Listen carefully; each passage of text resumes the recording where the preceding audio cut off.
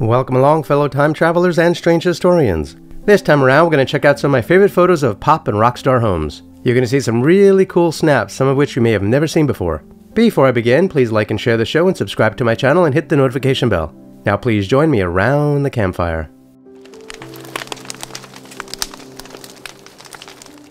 This is 7 Cavendish Avenue, owned by Paul McCartney. In contrast to his fellow Beatles, who moved to suburban areas of England, Paul McCartney made a distinctive choice to maintain his residence within the bustling capital city. And so on the 13th of April in 1965, he acquired this residence at 7 Cavendish Avenue in the St. John's Wood neighborhood of London. The 3-story Regency townhouse, originally owned by a physician named Desmond O'Neill, was secured by Paul McCartney for a sum of £40,000. His strategic proximity to EMI Studios on Abbey Road made it a convenient hub for the group to convene before or after recording sessions. McCartney took up residence in March of 1966, after making substantial renovations, including the installation of a prominent gate and intercom system to safeguard his privacy.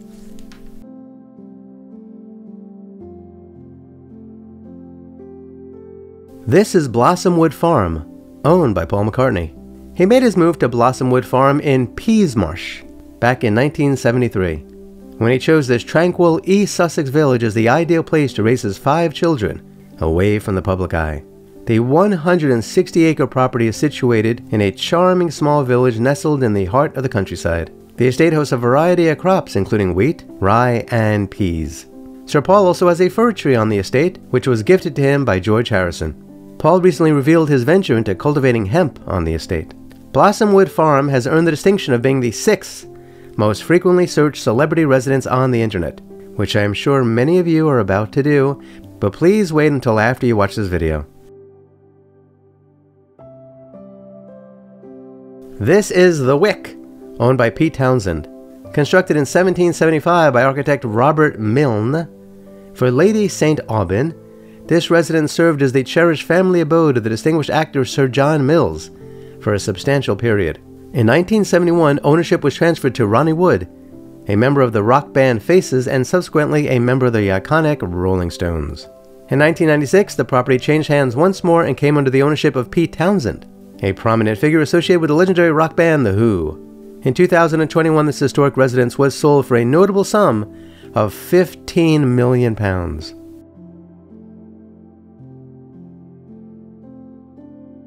Ashcombe House, also known as Ashcombe Park, is a distinguished Georgian manor dwelling, nestled within an extensive 1,134-acre estate. This tranquil sanctuary graces the landscape near Salisbury in Wiltshire. The house first captured the attention of the accomplished photographer and designer Cecil Beaton in 1930.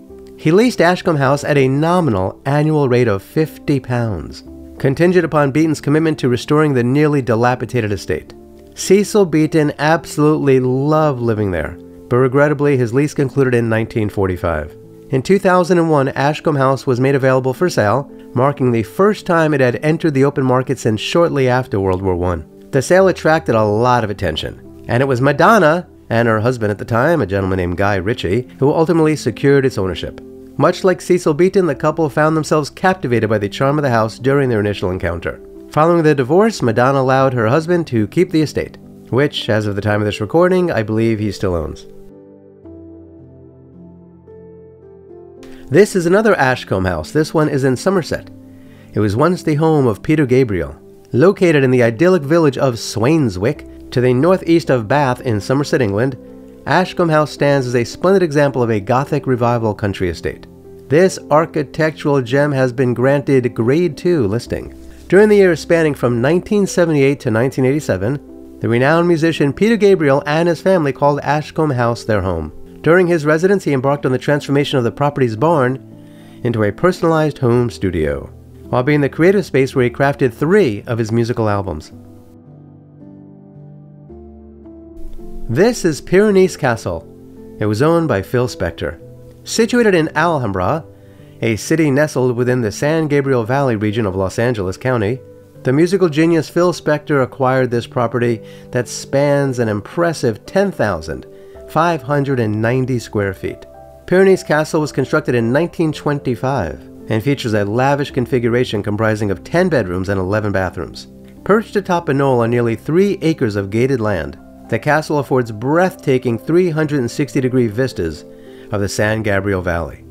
The esteemed music promoter, Phil Spector, finalized the acquisition of this abode in 1998 with a purchase price amounting to $1.1 million.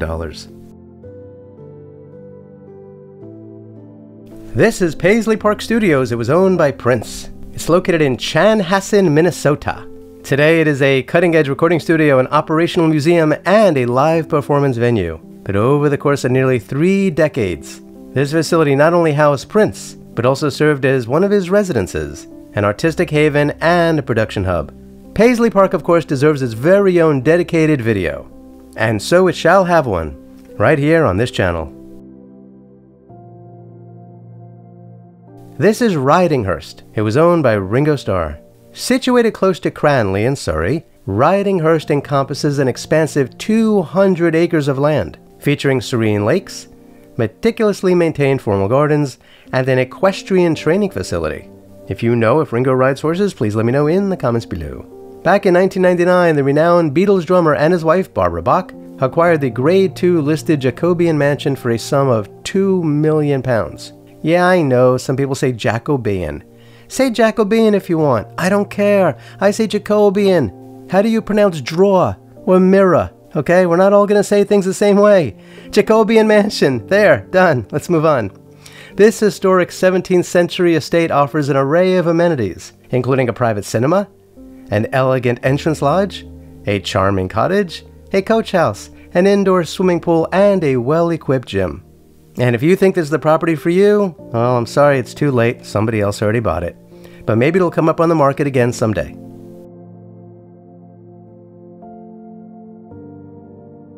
This is the Prebendal house that was owned by Robin Gibb. I am as interested in this property as Friar Park. And that's a big statement, you got to admit. But this place is really incredible. Referred to as the Prebendal, this historically significant property boasts a Grade 2 listing. It's located in Thames, specifically at Priest End. It has a rich history, having once been a former monastery where the fate of Joan of Arc was decided. In the 12th century, it served as the residence of the Bishop of Lincoln and was later occupied by a group of Prebendal monks. Notably, it also accommodated King Henry VIII and Anne Boleyn in 1533. The Prebendal comprises not only a single building, but a collection of structures. The enormous gatehouse is just the beginning. There's a house and a chapel and an adjacent block situated to the west of the chapel. Over time, this property, which once featured a moat, experienced a period of neglect. Nevertheless, historic England's records indicate that it underwent restoration in 1836. And of course, in more recent history, it found itself under the ownership of Robin Gibb, a member of the renowned musical supergroup The Bee Gees. Intriguingly, he discovered the property through Country Life magazine, and from 1983 until his passing in 2012, he resided there with his wife Joanna, who by all accounts is a lovely lady, and she and I have mutual friends, by the way. Currently, Robin Gibb's son, Robin John Gibb, resides at this address along with his family, including his mom, Joanna, and supposedly Robin John Gibb occupies the on-site lodge situated a short distance down the driveway from his mother's residence in the main house. And so Joanna or Robin John, if you are listening, if you would like to invite me over for tea and scones, please do so. I am very easy to reach. That being said, if any current owners of any properties that I ever discuss ever want to invite me over for tea and scones, please do so. I'd be thrilled beyond words. I'll even bring the scones.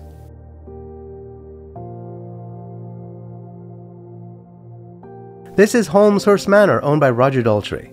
It stands as an impressive Jacobian country estate in close proximity to Burwash, nestled within the scenic landscape of East Sussex, England. It was acquired by Roger Daltrey of The Who in 1970.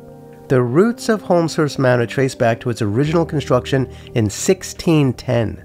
Constructed primarily of brick with tasteful stone embellishments, this remarkable residence boasts a total of 20 rooms, including 7 bedrooms. Its architectural highlights encompass a distinctive tile roof, intricately designed clustered chimneys, stone fireplaces, elegantly crafted stained glass windows, rich oak paneling, and a grand gallery extending over 20 feet. During the mid-1970s, Daltrey oversaw the design and development of the Lakedown fishery on the manor's farm.